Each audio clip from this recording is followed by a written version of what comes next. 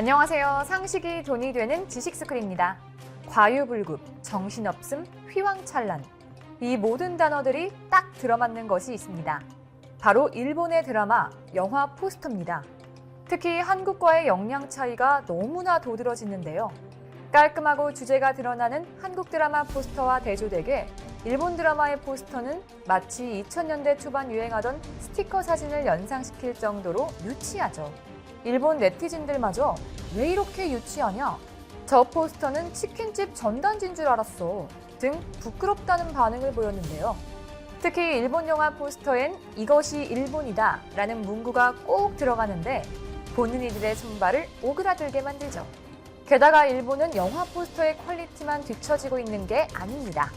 분명 90년대 전까지만 해도 일본 영화계는 넘볼 수 없는 존재였지만 이제는 과거의 얘기일 뿐이죠. 특히 기생충은 수많은 나라의 박스오피스 1위를 한 것도 모자라 칸 국제영화제를 석권하고 아카데미 4관왕의 위엄까지 달성했습니다. 그렇게 일본 영화계가 한국 문화에 점령당하자 일본 영화계에서는 일본은 어쩌다 한국에 뒤처졌나 라는 자주 섞인 목소리가 나오고 있습니다. 또 일본 언론에서는 한국 영화 산업이 일본을 이길 수 있었던 분석 기사를 속속 냈는데요. 특히 일본 영화계의 거장들마저 탈일본을 하고 한국으로 넘어오는 현실을 짚으며 일본 영화계를 비판했죠. 과거 잘 나가던 일본의 영화업계에선 대체 무슨 일이 있었길래 이렇게 힘을 잃고 도리어 한국을 찾게 된 걸까요? 영상 시작 전 좋아요와 구독 부탁드립니다. 지난 8월 일본의 거장 고레에다 히로카즈 감독은 차기 연출작 브로코를 찍기 위해 한국을 찾았습니다. 고레에다 감독은 매 작품마다 사회 현실과 맞닿은 가족 이야기를 그려 칸 영화제 경쟁 부문에 5차례나 초청됐는데요. 아기가 바뀌는 사건을 그린 그렇게 아버지가 된다는 칸 심사위원상을, 좀도둑 가족을 그린 어느 가족은 황금 종려상을 받아 일본이 자랑하는 영화계 거장으로 명성이 아주 높습니다. 그런 그가 2년 만에 연출과 각본을 겸한 새 영화를 일본이 아닌 한국에서 제작하기로 결정한 겁니다. 심지어 촬영뿐 아니라 제작사부터 투자 배급까지 모두 한국 회사들이 책임을 지기 때문에 큰 이슈가 되고 있죠. 또 일본의 젊은 거장으로 주목받고 있는 이시이 유야 감독의 신작 아시아 엔젤은 내년 상반기 개봉을 확정했는데요. 출중한 실력을 가진 한국과 일본의 배우들이 출연했고 현재 한국 촬영을 마쳤다고 합니다. 아시아 엔젤은 서로 다른 마음의 상처를 가진 일본과 한국의 가족이 서울에서 만나 새로운 가족의 형태를 모색하는 특별한 휴먼 드라마입니다. 이 작품도 중요한 이유가 있는데요. 일본을 대표하는 젊은 거장으로 손꼽히는 이시이 유야 감독이 한국 스태프와 100% 한국 올로케이션 촬영을 진행한 겁니다. 특히 이번 촬영을 위해 3년이라는 기간 동안 철저한 프리프로덕션을 준비했죠. 물론 한국의 실력이 보증되어 있다지만 솔직히 일본의 거장 감독들은 자국에서의 촬영이 훨씬 편할 텐데 왜 굳이 한국으로 넘어와 작품을 만들려고 할까요? 그 해답은 지난 제92회 아카데미 시상식에서 영화 밤쉘로 분장상을 수상한 일본계 미국인 치지 카즈히로의 인터뷰에서 찾을 수 있습니다. 나는 일본을 떠나 미국인이 됐다. 일본 문화가 싫어져서 일본에서는 꿈을 이루기가 어렵다. 그래서 지금은 여기에 살고 있다. 미안하다. 일본 태생의 메이크업 아티스트 카즈히로가 오스카 수상 후 기자회견에서 일본에서의 경험이 수상에 도움이 됐냐는 질문에 한 대답이었는데요. 그의 말을 들은 일본인들이 술렁이기 시작했죠. 일본인들은 카즈히로에게 실망했기 때문일까요? 아니요, 오히려 반대였습니다. 일본 네티즌들은 우수한 인재들이 정당하게 평가받지 못하는 나라임을 인정하며 일본에서는 새로운 시도를 하는 게 어렵다. 세계관이 일본 중심이다. 일본의 관례가 문화 발전을 저해하는 느낌이 있다 등 자국을 비판했죠. 분명 일본의 영화 산업은 한국 영화 산업보다 역사가 깊고 본격적인 대중예술로 자리 잡기 시작한 시점도 훨씬 이릅니다. 아카데미에 출품작을 낸 시점도 일본이 훨씬 빨랐죠. 1951년 구로사와 아키라 감독이 라쇼몽으로 베니스 영화제 최고상인 황금사자상을 수상했고 이를 시작으로 10년 넘게 황금기를 누리기도 했습니다. 반면 한국 영화가 3대 국제영화제에서 수상작을 낸 건 1961년 강대진 감독의 마부가 최초였습니다. 하지만 현재 완전히 바뀌어버린 한국과 일본의 계획안에 일본의 유명 원로 배우이자 영화 감독인 스가와 마사히코는 대학생과 유치원생 정도 차이가 난다고 말하기도 했습니다. 또 일본을 포함한 아시아 영화를 주로 취급해온 영국 배급사 서드윈도 필름스의 애덤 토렐 대표도 과거에는 아시아에서 일본 영화에 대한 평가가 가장 좋았는데 최근엔 한국은 물론 중국, 대만과 비교해도 입지가 불안하다고 쓴소리를 했습니다. 일본 영화계가 이렇게 바뀌어버린 원인이 뭘까요? 일본 영화인들이 공통적으로 지적하는 문제점은 갈라파고스화입니다. 갈라파고스화는 상품을 만드는데 자신들만의 표준만 고집해 세계 시장에서 고립되는 것을 뜻하는데 영화 산업에 있어 일본에서만 볼 수 있는 독특한 현상이죠. 앞에서 언급한 고레에다 감독은 이런 현상이 나타난 것이 욕심 없이 아니란 태도 때문이라고 했는데요. 일본은 국내 시장만으로 투자금을 회수할 수 있으니 해외 진출 의욕이 떨어지고 국내 관객에게 어필될 것 같은 기획만 해서 갈라파고스화가 심해졌다고 말했죠. 실제로 2000년대 이후 해외 영화제를 보면 일본 영화에는 사회 정치 상황을 소재로 한 것이 없습니다. 즉 영화의 폭이 좁아지고 있는 뿐더러 이대로 가다간 일본의 영화는 세계인들에게 잊힐 수도 있을 겁니다. 하지만 이 문제가 쉽게 바뀌기는 힘들 것 같은데요. 일본의 관객마저 영화의 사회적 메시지를 기대하지 않기 때문입니다. 영화를 볼 때만이라도 골치 아픈 세상살이와 거리를 두고 싶다는 건데 그만큼 영화는 오락이라는 이미지가 확고해진 겁니다. 실제로 지난해 일본 흥행 순위는 예외 없이 자녀와 함께 보는 애니메이션이나 대중적인 아이돌 스타를 주연으로 내세운 오락 장르였죠. 현재 일본 영화 시장은 재패니메이션으로 불리는 애니메이션과 만화 원작의 실사 영화가 주류를 이루고 있습니다. 하지만 아무리 일본의 애니메이션이 강국이라 하더라도 대중성이 떨어지고 국제영화제에서도 실사 영화에 비해 비주류로 취급받는 게 현실입니다. 그까닭에 일본 영화는 국제영화제 수상과 점점 멀어지고 있죠.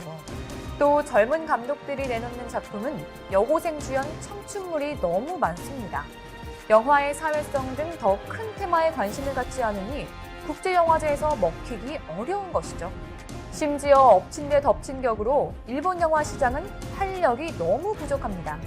한국 영화 시장 규모는 세계 5위인데 반해 일본은 세계 3위일 정도로 큽니다. 하지만 관객 수와 매출액은 큰 시장 규모에 걸맞지 않은데요. 일본 연간 영화 총 관람객 수는 이미 2011년부터 인구수가 자국의 40%밖에 안 되는 한국에 추월당했고 연매출액 역시 10년 넘게 제자리인 실정입니다. 반면 한국은 멀티플렉스의 등장과 더불어 빠르게 영화업계가 산업화되기 시작했죠. CJ, 롯데 등 대형 배급사가 등장했고 전문성을 갖춘 제작사들이 대거 등장했고 영화의 제작과 배급, 홍보 및 마케팅 등 영화 산업에 체계가 맞춰지면서 영화 관람은 평소에 가장 쉽게 접할 수 있는 취미 활동으로 자리 잡았습니다. 또 영화를 보는 인구가 늘어날수록 영화 소재의 다변화는 자연스러워졌는데요. 일본과 다르게 국내 영화계에서는 기생충부터 그때 그 사람들, 남산의 부장들, 화려한 휴가 등 정치적으로 다소 민감하거나 역사적 사건을 다룬 작품들을 선보이는 걸 주저하지 않죠. 이에 한 영화업계 관계자는 메시지만 좋다면 좌우에 관련 없이 흥행으로 이어지기도 한다고 말했습니다. 한 번 더 강조하지만 이제 일본 영화계에서는 사회 문제를 정면으로 다루는 사회파 영화가 거의 없다고 봐도 무방합니다. 그리고 그만큼 사회 문제를 다루는 감독의 수도 눈에 띄게 줄었는 데다가 서로 그런 영화가 있더라도 대중들의 반응이 시들하죠. 물론 영화가 오락성을 추구한다는 것 자체를 비난하는 게 아닙니다. 하지만 그 배경에 일본 연예 산업의 구조적 모순이 버티고 있다는 점에서 비판이 제기됐죠. 일본에서는 대형 연예기획사에 연예인을 띄우는 수단으로 영화가 기획되는 일이 비일비재한데요. 때문에 연예인의 이미지에 맞게 영화의 장르, 출연진, 각본 등을 모두 결정한 뒤 계획에 잘 맞춰 찍어주는 영화 감독을 수소문하는 웃지 못할 상황도 자주 있다고 합니다. 즉 영화 자체의 작품성보다 연예인의 상품성을 먼저 고려하는 영화로 인해 사회파 영화가 날개를 펼칠 여지가 적고 만약 기회가 주어진다고 해도 많은 부분에서 상업적 타협을 요구받죠. 결국 일본에서의 영화라는 콘텐츠는 눈요깃거리일 뿐이고 쥐락펴락할 수 있게 될 정도로 그 위상이 쪼그라들었습니다. 무조건 사회파를 지향하는 것이 좋은 작품의 필요 조건은 아니지만 한국은 다양한 주제로 영화 산업의 깊이를 더하고 있는 반면 일본은 표현의 디테일과 오락성에 집착하다 보니 영화라는 장르의 사회적 가능성을 축소시켜버렸습니다. 때문에 일본 영화계에서 사회와 공동체의 다양한 관점을 깊이 고찰하는 한국 영화계의 방식을 부러워하고 있죠. 게다가 과거의 영광에 집착하지 말고 사회 문제에 대해 비판적인 목소리를 낼 줄 아는 한국 영화를 본받아야 한다는 자성적인 목소리까지 나오는 정도이다 보니 결국 어느 순간은 일본에서 진정한 영화를 만들고 싶어하는 사람들이 모두 한국으로 올 수밖에 없을 겁니다. 그럼에도 우리 한국이 여기서 그치지 않고 계속해서 새로운 변화를 해가며 더욱 성장하게 된다면 어떻게 될까요? 여러분도 무시무시한 한국의 역량으로 앞으로 전 세계 영화 시장에 어떤 변화가 생기게 될지 기대되지 않나요? 이와 관련된 여러분의 다양한 의견 댓글로 남겨주시면 감사하겠습니다. 아, 혹시 주식하시나요? 문화 콘텐츠 관련 급등 종목이 알고 싶으시다면 오른쪽 버튼을 클릭해주세요. 안녕!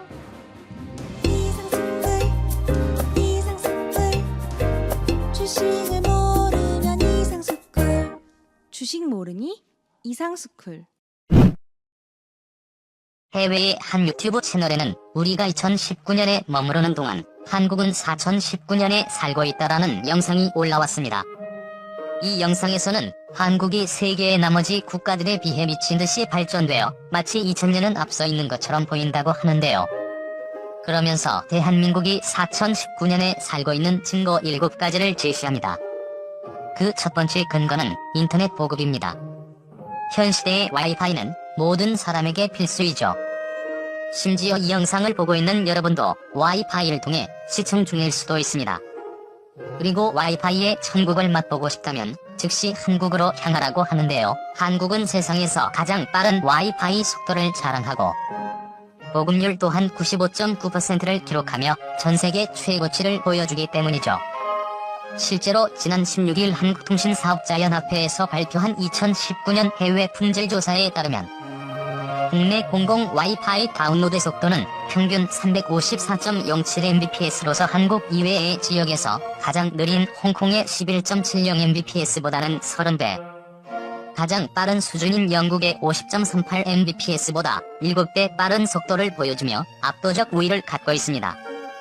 LTE 서비스 다운로드 속도 또한 주요 선진국보다 1.9배에서 최대 4.4배 빠른 속도를 보여준다는데요. 한국에 처음 방문한 외국인들은 한국에서는 어느 곳을 가든 끊김없고 빠른 와이파이 속도를 보여주어 쾌적함을 넘는 경이로움을 느낀다고 합니다. 두 번째 근거는 탈현금화입니다. 카드 결제가 불가능한 업소가 많아 항상 여분의 현금을 들고 다녀야 하는 외국에 비해 한국에서는 어디서도 카드 결제가 가능하죠. 이것은 신용카드 결제를 거부하는 것이 법으로 엄격하게 금지되어 있어 아무리 적은 금액이라도 현금으로 결제할 필요가 없기 때문인데요. 결과적으로 2018년 통계자료에 의하면 세계의 다른 선진국들과 비교해서 대한민국은 14%라는 낮은 현금 사용률을 보여주고 있습니다. 한국에 방문한 외국인들은 택시를 타서도 카드 결제가 가능하기 때문에 한국의 어느 곳에 여행을 가든지 가벼운 지갑으로 편리하게 이동이 가능하다며 감탄한다고 하네요. 세 번째 근거는 뷰티 산업입니다. 한국에서는 완두콩과 달팽이 등에서도 성분을 추출하여 피부에 좋은 화장품을 연구하는 것은 물론이고 각종 헤어 살롱과 네일아트의 서비스도 뛰어나다고 합니다.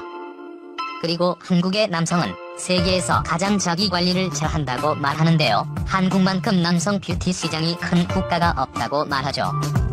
이 정도로 유명한 한국의 뷰티는 이미 K-뷰티라는 이름으로 전 세계에 열풍을 일으키며 한국의 문화를 널리 알리는 한류의 일부가 된 상태입니다.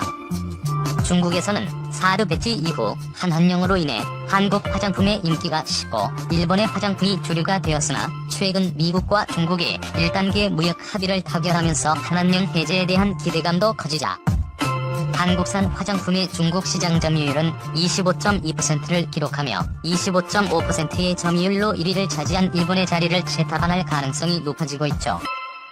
유튜브의 뷰티 채널도 한국에서 트렌드를 이끌어갈 만큼 미래의 뷰티 산업은 한국이 지배할 것이라고 합니다. 네 번째 근거는 로봇 기술입니다. 미래는 로봇이 모든 곳에 쓰일 것이라는 사실이 당연시 여겨지는 현실에 한국은 이미 모든 곳에 로봇을 사용하고 있다고 합니다. 사실 이것만 봐도 한국이 세계의 다른 어떤 나라보다도 앞서가고 있다는 것이 쉽게 증명된다고 하죠. 외국인들은 한국에 입국하자마자 인천공항에서 LG전자의 안내로봇과 청소로봇을 보며 미래 사회를 경험하는 기분을 느낀다고 하네요. 다섯 번째 근거는 인공지능 기술입니다. 로봇 기술을 이야기하면서 인공지능을 빼먹을 수는 없죠. 미래 산업의 핵심은 인공지능이라는 것을 알고 있기에 한국에서는 AI에 대한 투자를 대폭 늘리고 있는데요. 2014년만 해도 정보통신기술진흥센터에서 발표한 ICT 기술 수준 조사 보고서에 따르면 한국의 AI 소프트웨어 기술은 미국의 75% 수준으로 빠른 속도로 발전하는 모습을 보여주고 있다고 합니다. 최근에는 NHN의 바둑 인공지능인 한돌이 이세돌 구단을 상대로 2승 1패의 기록을 보여주며 승리하였죠. 또한 한국에서는 인공지능을 국방, 의료 분야 등에 확장하며 새로운 단계의 AI에 빠르게 근접하고 있다고 합니다. 여섯 번째 근거는 스마트폰입니다. 영상에서는 스마트폰을 언급하지 않고서는 한국의 미래를 설명할 수 없다고 하는데요. 스마트폰 보급률은 세계 평균 43%인데 한국은 88%라는 압도적인 수치를 보여주기 때문이죠. 사람들과 연락을 할 때, 각종 영상을 시청할 때, 자동차에 시동을 걸 때, 상점에서 물건을 계산할 때 등 모든 곳에서 스마트폰 하나로 생활이 가능합니다. 이를 볼 때 세계 최고 스마트폰 제조기업인 삼성전자가 한국의 기업인 것도 납득이 간다고 하네요. 마지막 일곱 번째 근거는 유전공학입니다. 한국의 유전공학은 놀라운 속도로 발전하고 있다는데요. 특히 줄기세포 치료제로 대표되는 재생의료에 있어서는 대한민국이 세계의 선두를 달리고 있습니다. 전 세계에서 판매되고 있는 8개의 줄기세포 치료제 중 무려 4개가 한국의 기업에서 판매하는 것이죠. 시장 조사업체 BIS 리서치에 따르면 앞으로 세포 유전자 치료제 시장은 연간 41.2%씩 성장하여 2025년에는 14조에 다다를 것이라고 예상된다는데요. 전통적으로 미국의 지배하에 있었던 이 시장을 한국에서 이미 절반을 차지하며 영향력을 키우고 있습니다. 일본은 이제 후진국, 기술대국 착각하지마. 일본의 유명 경제 전문가가 일본은 이제 후진국이라고 인정하는 용기를 가져야 한다고 주장하고 나섰다. 숫자만 보면 일본은 이미 참담한 수준이어서 선진국이라고 볼 수 없다는 내용인데, 기술 대국이라는 착각에 빠져 지금처럼 현실을 제대로 마주하지 못한다면 원래 가난한 나라로 추락할 것이라고 비판했다. 주인공은 부자의 교과서 등을 펴내며 국내에도 잘 알려진 경제 전문가 가야 게이츠다. 그는 지난 27일 발매된 뉴스위크 최신호에 실린 칼럼에서 일본의 경제 상황을 냉혹하게 분석했다. 그는 일본이 급속히 빈곤해졌다며 각종 경제 지표를 제시했다. 일본의 노동 생산성은 선진국 중 최하위이며 세계 경쟁력 순위는 30위로 1997년 이후 최저치를 기록했다. 평균 임금은 경제협력개발기구 35개 회원국 중 18위에 불과하고 상대적 빈곤율은 38개국 중 27위다. OECD의 각종 자료를 보면 상황은 더욱 암담하다. 교육에 대한 공공지출의 국내 총생산 비율은 43개국 중 42위고 연금의 소득 대체율은 50개국 중 41위. 장애인에 대한 공공지출의 GDP 비율은 37개국 중 32위, 실업에 대한 공공지출의 GDP 비율은 34개국 중 31위다. 가야 게이츠는 일본이 한때 세계 2위의 부유한 나라였다는 명제도 부정했다. 원래 잘 사는 나라였다가 경쟁력 저하와 인구 감소로 경제력이 떨어졌다고들 하지만 사실은 원래부터 가난한 나라였는데 반짝 경제 호황을 겪었을 뿐이라는 설명이다. 가야 게이츠는 일본의 노동 생산성은 선진국 최하위라고 했는데 사실 이 순위는 50년 동안 거의 변하지 않았다. 일본 경제의 버블이 낀 1980년대에 각 국가의 생산성 격차가 다소 좁혀지긴 했지만 기본적으로 아주 오래전부터 일본의 생산성은 낮았다면서 1인당 GDP가 세계 2위를 차지한 적이 있지만 그것은 순간이었다고 분석했다. 일본은 수출 대국이라는 표현도 과대평가된 면이 있다고 했다. 2017년 세계 수출에서 일본의 점유율은 3.8%에 그쳤다. 1위 중국, 2위 미국, 3위 독일과 비교할 때 매우 작은 수준이다. 가야 게이츠는 독일은 일본보다 GDP가 작은데도 수출 절대량이 일본의 2배 이상이라면서 독일은 지난 40년간 세계 시장에서 수출 점유율을 비슷한 수준으로 유지한 반면 일본은 계속 떨어지고 있다고 진단했다. 즉 일본은 옛날에 부자였는데 지금은 가난해졌다가 아니라 원래 가난했는데 80년대 풍요를 겪은 뒤 다시 가난한 시대로 돌아가고 있다고 봐야 한다는 얘기다. 가야 게이츠는 일본 기업의 최대 장점이 발빠른 흉내와 저렴한 제품 생산이라고 판단했다. 일본인에게는 혁신적인 제품을 발명하는 능력은 없지만 기존 제품을 개선하는 능력이 있었다는 것이다. 하지만 이게 발목을 잡았다. 표절 상법으로 재미를 보다 버블기를 거치며 경제적으로 풍요로워졌는데 일본인들이 스스로의 기술력을 과신해 일본은 기술대국이라고 착각하기 시작했다는 지적이다. 가야 게이츠는 이런 기본 인식의 차이가 현상을 유지하려는 성향으로 굳어졌고 이로 인해 일본 기업들이 쇠퇴 산업에 집착하게 됐다고 진단했다.